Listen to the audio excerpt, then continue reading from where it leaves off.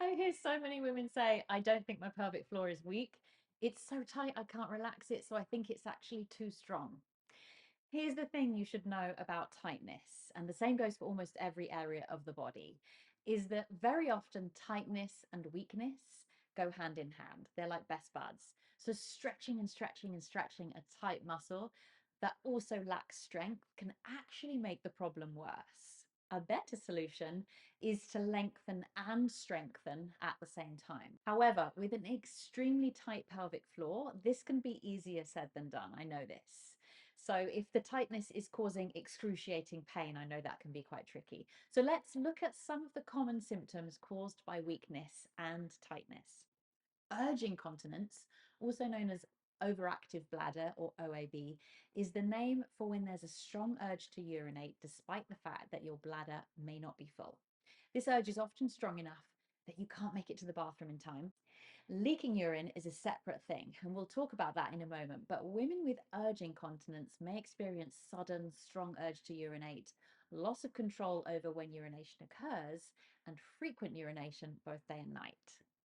The symptoms of urge incontinence can be caused by things like bladder infections, inflammation, bladder stones, spine injuries, neurological conditions, bladder blockages, and you guessed it, pelvic floor tightness.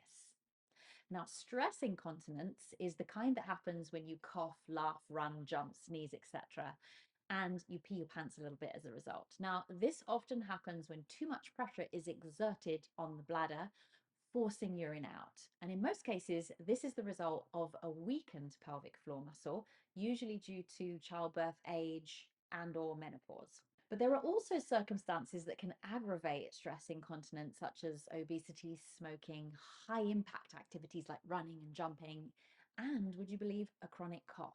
Women can also experience stress incontinence when doing things like standing from sitting, getting in and out of a vehicle, lifting heavy things, and even during sex.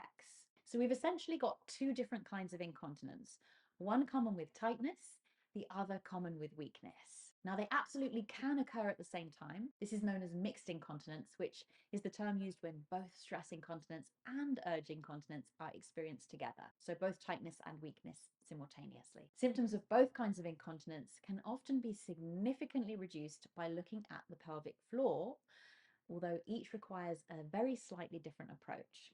So while stress incontinence requires more strengthening of the pelvic floor, urge incontinence usually requires more releasing of the pelvic floor, and mixed incontinence requires a combination of the two. So if you've been doing all of the Kegels and wondering why it's not helping with your stress incontinence, keep watching.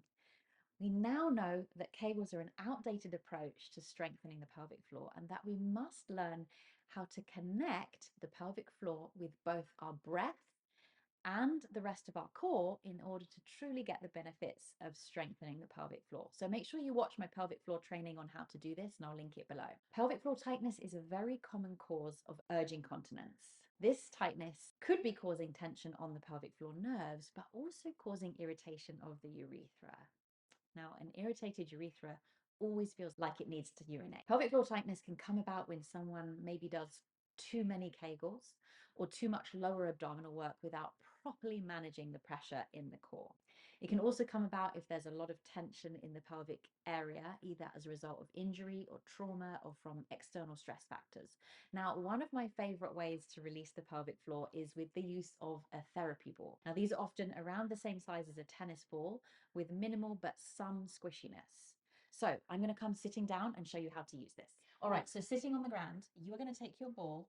I want you to locate the spot between your tailbone and the boniest part of your sitting bone, and you're going to take the ball and you're going to place it in between those two spots. You're then going to sit on the ball and start making circles on the ball.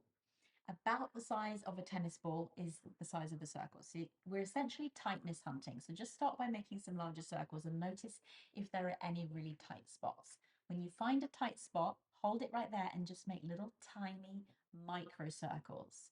So keep circling around. Now, breathe deeply and imagine that you're trying to relax your pelvic floor as you roll on the ball. So imagine you're about to urinate, but not quite. So really think about relaxing that pelvic floor as you circle on the ball. You might go one way and then start going the other way. Now just see if you can relax your glutes and relax your shoulders. So see if you can release any tension in the body as you make those circles. We're trying to release tension in the pelvic floor, and that's it. And make sure you do both sides. All right, so spend 5 minutes a day doing this for 3 days in a row. If you notice any kind of improvement, that gives us a clue that your urge incontinence might be being caused by pelvic floor tightness, in which case, keep doing it. And then once the tightness has sufficiently subsided, you can and should add in some pelvic floor strengthening as well. So tightness and weakness very often go hand in hand, and just because a muscle is too tight doesn't mean that it also doesn't need strengthening. So in this instance, we just want to release some of that tightness before we start adding in some strength work.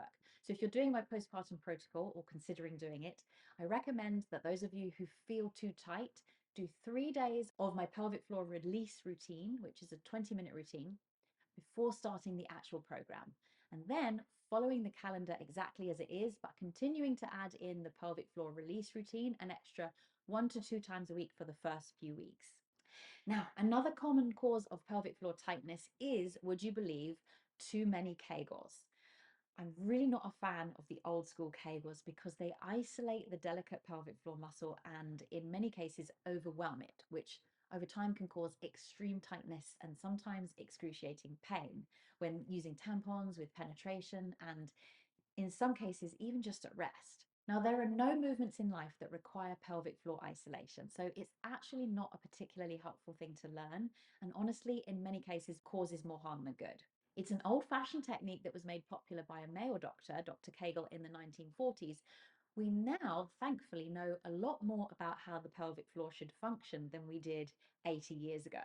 Too many of us are just being told, just do Kegels, both during pregnancy and when trying to eliminate common postpartum symptoms. Now, unfortunately, for the majority of us, it's actually more complicated than that. The likelihood of you having success with old-fashioned Kegels is just too slim for my liking. So, thankfully, we now know that there is a much more effective way to strengthen your pelvic floor, one that actually improves the function of your entire body. I personally did Kegels throughout my pregnancy and for the first year postpartum, but by 2 years postpartum, my pelvic floor and my core were an absolute mess. Doing Kegels hadn't made any difference to my pelvic floor strength, and if anything, had just made it too tight. So something definitely wasn't adding up for me, which is why I eventually ended up both practicing and teaching physical therapy core exercises instead of Pilates ones. And honestly, it was the missing piece of the puzzle, which is why the Bromley method is a blend of Pilates, physical therapy, and strength training. I noticed that the more I started incorporating this new breathing technique, not just into my pelvic floor training, but also into my core work, my leg work, my arm work, I got stronger fast, and so did my clients. Your pelvic floor is your center of gravity and literally the foundation of function for your body. You don't have to be having incontinence issues to need pelvic floor strength. A weak or a tight pelvic floor can cause SI joint pain, low back pain, hip pain, and even be the catalyst for things like prolapse and diastasis. The more I dive deeper into the pelvic floor, the more I'm reminded that the pelvic floor is literally life. So I'm going to post a link below to my pelvic floor training if you haven't done it already. I highly recommend that you do so, and I'll see you there in the training. If you like this video and you want more postpartum tips like this one, don't forget to like and subscribe so that YouTube will show you more videos like this one.